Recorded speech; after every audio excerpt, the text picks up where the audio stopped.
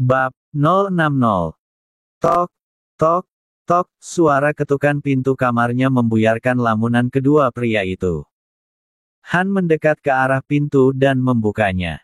Dan membiarkan kepala pelayan yang bernama Paman Ron maju satu langkah untuk mengucapkan keperluannya datang ke kamar tuannya itu. Maaf tuan, Nyonya besar datang untuk menjenguk tuan. Nyonya datang bersama seorang wanita bernama Joyce. Dan sekarang mereka sedang berada di dapur untuk menyiapkan makan siang nanti, Paman Ron melapor kepada tuannya. Baiklah, aku akan turun, ucap Zidan dingin. Saya permisi, tuan, Paman Ron segera membalikkan badannya untuk berlalu dari sana. Paman, panggilan Zidan menghentikan langkah pria paruh baya itu. Jangan biarkan mereka mendekat ke kamarku sebelum aku turun, perintah Zidan penuh peringatan. Baik, tuan, Paman Ron melanjutkan langkahnya meninggalkan kamar itu. Zidan tersenyum sinis keluar jendela. Tuan, seruhan begitu bersemangat dari balik layar laptopnya. Zidan segera menoleh dengan tatapan heran. Karena di saat-saat seperti ini tidak selayaknya Han begitu kegirangan berseru dengan nada seperti itu kepadanya. Seakan-akan pria ikal itu baru saja mendapati sebuah hadiah besar. Saya ingin menunjukkan sesuatu kepada Anda, ucapnya sambil mengetikkan sesuatu pada keyboard laptop itu. Zidan berjalan mendekat dan mendudukkan dirinya tepat di sebelah Han. Ia masih belum mengetahui apa yang ingin Han tunjukkan kepadanya. Hingga sebuah tulisan muncul pada layar persegi itu. Saya baru saja mendapat sebuah pesan pada email saya. Dan saya rasa Tuan akan tertarik untuk membacanya sendiri. Han mengarahkan layar laptopnya ke arah Zidan. Jika kau ingin meminta pertanggungjawaban atas kecelakaan yang menimpa dirimu dan Via, maka kau harus mencari wanita bernama Joyce Alexander. Siapa pengirimnya? Tanya Zidan dingin. Dia tidak menampilkan namanya. Saya akan segera memerintahkan seseorang untuk melacak alamat pengirim email ini, ucap Han segera mengambil alih kembali laptopnya. Isi pesan itu membuat Zidan menggeram marah. Matanya berkabut, seperti raja singa yang siap menerkam mangsanya. Wajahnya berubah buas, ia sungguh tak sabar ingin menghakimi orang yang telah mengusik hidupnya ini. Apalagi saat ia mengingat pertemuan terakhirnya dengan Joyce saat di butik. Seperti sudah direncanakan dengan baik sampai dengan percaya dirinya, wanita itu sudah memilih gaun pengantin untuk dirinya sendiri. Maaf tuan jika saya lancang. Tapi ini belum pasti. Apakah kita bisa mempercayai pesan kaleng seperti itu? Dan kita tidak memiliki bukti apapun saat ini, ucap Han yang menyadari perubahan ekspresi pada bosnya. Kalau begitu kita harus mencari buktinya, seru Zidan seraya bangkit dari duduknya. Han mengangguk mengerti. Ia sudah paham apa yang harus ia lakukan saat ini. Tangannya terus bergerak pada keyboard tipis itu. Sedangkan Zidan, ia mengeluarkan seringai seramnya. Pria itu memiringkan kepalanya sambil menatap tajam lurus ke depan. Wajah buasnya sudah tak dapat diubah. Akibat kecelakaan ini, ia harus mengalami pengalaman paling pahit selama hidupnya ini. Zidan harus kehilangan wanita yang amat ia cintai, bahkan Via adalah wanita pertama yang ada di dalam hatinya. Dan karena kecelakaan itu, ia harus berpisah dengan kekasihnya itu. Meskipun kenyataan menyatakan Via telah tiada, namun dalam hatinya ia meyakini bahwa Via masih hidup di luar sana. Ia hanya berharap Via akan baik-baik saja saat ini. Joyce, kau adalah wanita yang penuh dengan ambisi. Aku tidak akan melepaskan dirimu begitu saja, jika memang kau adalah penyebab semua ini, ucap Zidan dalam hatinya. Di kamar dengan nuansa hangat itu, Via sedang berbaring seraya memainkan gantungan kunci kesayangannya. Gantungan yang sama dengan milik Zidan karena memang ia yang membuatnya. Ia memandangi benda itu dengan tatapan yang sulit dibaca. Zidan, ucapnya dalam hati. Apa kau begitu merindukannya? Sebuah suara mendekat ke arahnya. Kakak, seru Via seraya mendudukkan dirinya. Apa kau begitu rindu pria bodoh itu? Tanya Ben lembut sambil mengacak rambut Via. Berhenti mengatakan dia bodoh, ucap Via kesal seraya menghempas tangan Ben dengan kasar yang langsung disambut oleh kekeh dari mulut pria eksentrik itu. Baiklah. Baiklah, Ben menarik tangannya ke depan dada dan melipatnya di sana. Kini ia memandang ke arah Via dengan tatapan serius. Sekarang apa rencanamu? Tanya Ben. Aku bingung harus mulai dari mana. Tapi bisakah aku bertemu dengannya dulu? Ucap Via ragu dengan tatapan sendu. Baiklah, ucap Ben lembut sambil mengukir senyumnya. Pria eksentrik itu menyembunyikan hatinya yang tersayat akibat wanita yang dicintainya itu malah merindukan pria lain dengan terang-terangan. Tapi apalah daya, Via hanya menganggapnya sebagai kakak, tak lebih dari itu. Maka ia hanya bisa menjaga Via sebagai keluarga yang ia sudah tak punya. Tapi aku ingin pergi ke makam ayah dulu, Kak. Boleh ya? Boleh, pinta Via sambil bergelayut manja pada lengan Ben. Kau itu sudah cerewet juga banyak maunya lagi, Ben mencubit gemas pipi Via seraya bangkit pergi meninggalkan kamar itu. Senyumnya masih mengembang namun kemudian menghilang sesaat setelah tubuhnya membelakangi Via. Ben merasakan dadanya serasa diremas-remas saat ini. Ia tak memungkiri sakit hati yang menderanya kini. Di pemakaman, Via berlutut, setengah duduk ia menopang tubuhnya dengan kedua lututnya di antara makam ayahnya dan makam ibunya. Wajahnya berubah sendu. Ia mengusap kedua batu nisan itu dengan lembut, seakan yang ia sentuh adalah wajah-wajah dari orang yang tak dapat lagi ia lihat. Beberapa saat ia memanjatkan doa untuk kedua orang tuanya. Setelah itu ia meletakkan sebuah buket bunga mawar putih pada masing-masing makam itu. Ibu, ayah, aku harap kalian sudah bahagia di sana. Aku pun akan memperjuangkan kebahagiaanku di sini. Karena kali ini adalah giliranku, ayah, ucap Via dalam hati. Via bangkit berdiri dibantu oleh Ben yang sejak tadi menemaninya dalam keheningan. Kemudian ia tersenyum penuh arti ke arah nisan yang bertuliskan namanya sendiri di sana. Belum waktunya, gumamnya sambil memandang ke arah nisan itu. Sudah? Tanya Ben setelah berdoa untuk mendiang Tuan Danu yang sudah ia anggap seperti ayahnya sendiri. Via mengangguk tanpa bersuara. Ayo, Ben memakai topi koboynya seraya mengulurkan tangannya supaya Via menyambutnya. Ayo, Via tak menyambut uluran tangan itu. Ia tersenyum ceria sambil menggandeng lengan Ben dan setengah menariknya. Ben tersenyum getir sambil memandangi lengannya yang sedang ditarik oleh Via, wanita yang membuatnya merasakan cinta sebelah pihak. Ia menggeleng pelan, kemudian senyum ikhlasnya menguar seraya hatinya yang mantap untuk melepaskan perasaannya terhadap Via. Hingga akhirnya mobil yang mereka tumpangi pergi keluar dari area pemakaman itu. Siang itu di mansion mewah nan maskulin, aroma masakan mulai menggoda indera penciuman yang setiap insan yang berada di bawah sana. Setelah beberapa hal dibahas, Zidan tak menampik jika perutnya maupun perut Han meminta untuk diberi sokongan nutrisi. Sambil berbincang santai kedua pria itu menuruni tangga dan berjalan menuju meja makan. Di sana Nyonya Rima maupun Joyce tengah mengakhiri kegiatan mereka menata beberapa menu makanan.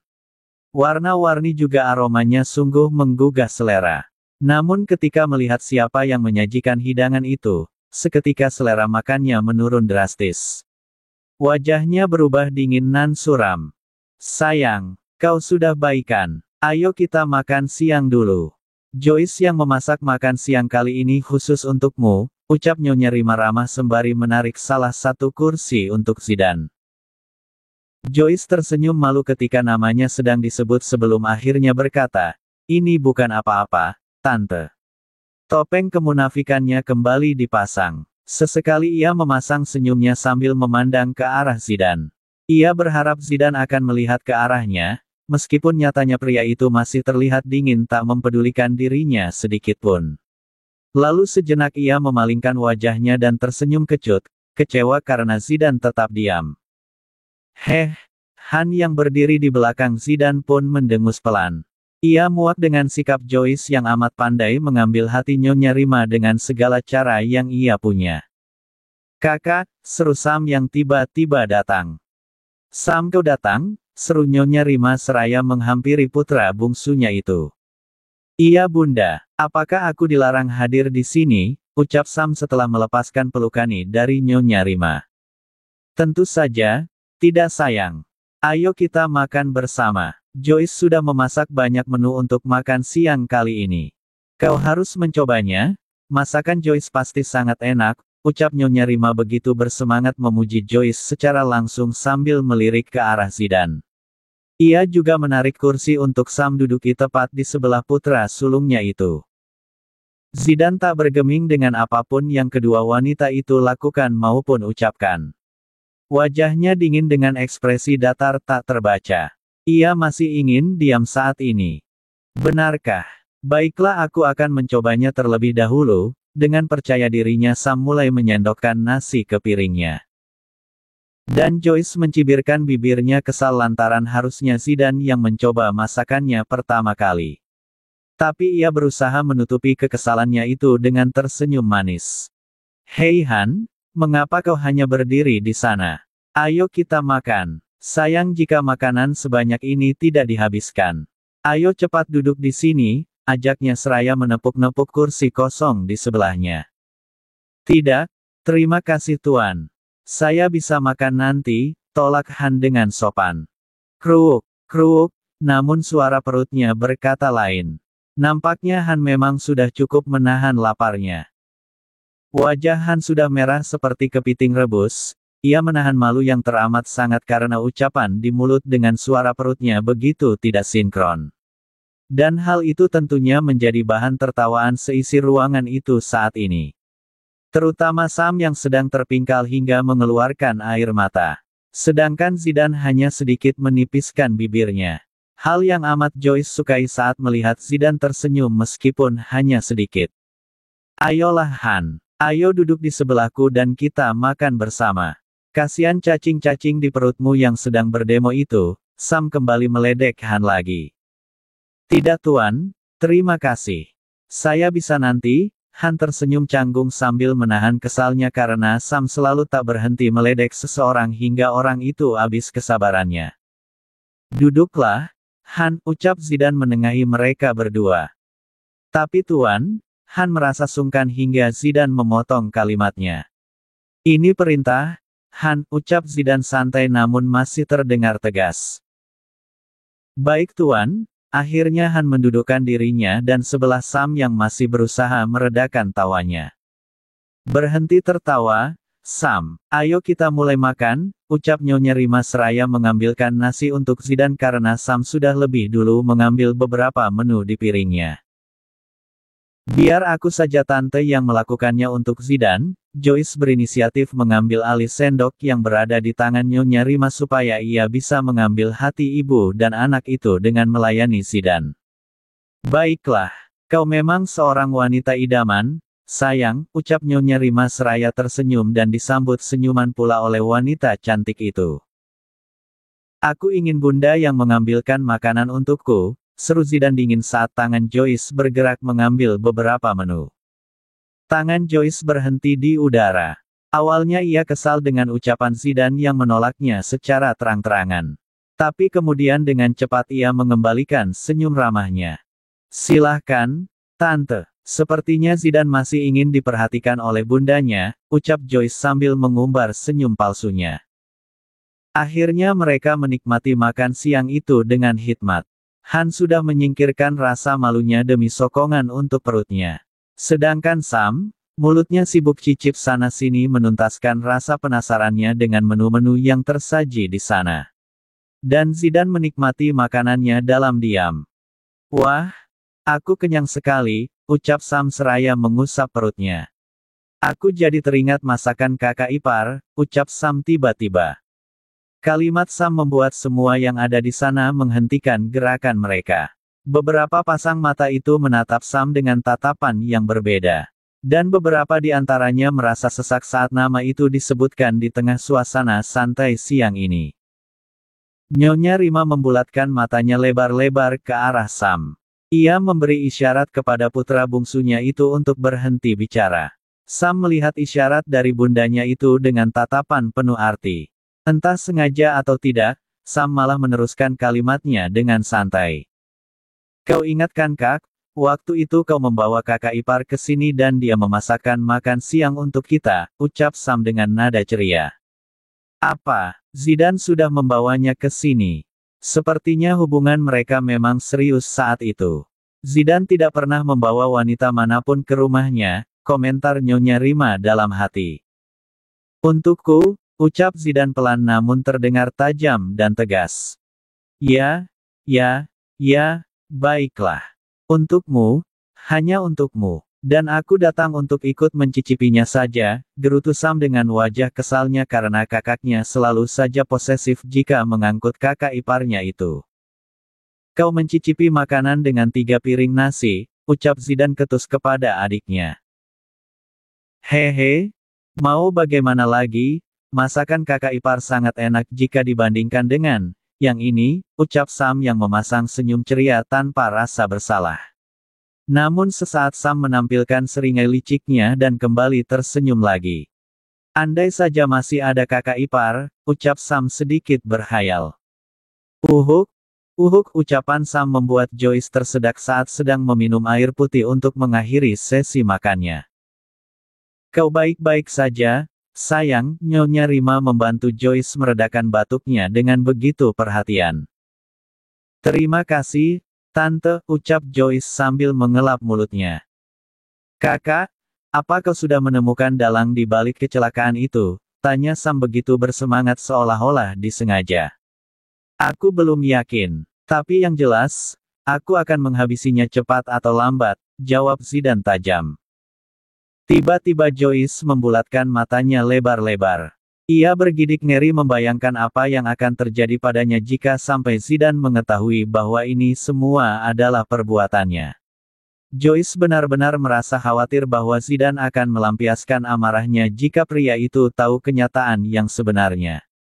Ah, kakak ipar, kau memang tak tergantikan. Lagi-lagi Sam sedikit berhayal sambil menyandarkan kepalanya pada kedua jemari tangan yang saling berpaut di belakang lehernya. Ia menatap langit-langit ruangan itu sambil tersenyum. Ya, kau benar. Dia tak akan tergantikan, ucap Zidane datar namun tegas dalam pengucapannya. Bagi Zidane, Via adalah wanita pertama dan terakhir. Meskipun ia belum mengetahui kebenaran yang sebenar-benarnya mengenai keberadaan Via saat ini. Tapi instingnya meyakini bahwa Via baik-baik saja. Ia hanya belum tahu apa yang terjadi sebenarnya kepada mereka. Ucapan Zidane tatkala mendapat protes dari Nyonya Rima sebagai bundanya sendiri. Zidane, kau jangan berbicara seperti itu. Bagaimanapun juga Via telah tiada. Kau harus menjalani hidupmu ke depan. Jangan lagi terjebak pada masa lalumu, nak. Lagi pula saat ini ada Joyce yang bersedia membantu dan merawatmu. Benar begitu kan Joyce? Nyonya Rima mengakhiri ucapannya seraya melempar senyum penuh arti kepada Joyce. Bunda, seru Zidane dan Sam bersamaan dengan nada tak suka. Permisi, Tuan, tiba-tiba seorang pelayan datang. Ada apa? Tanya Han yang sudah siap berdiri di belakang Zidane sejak tadi.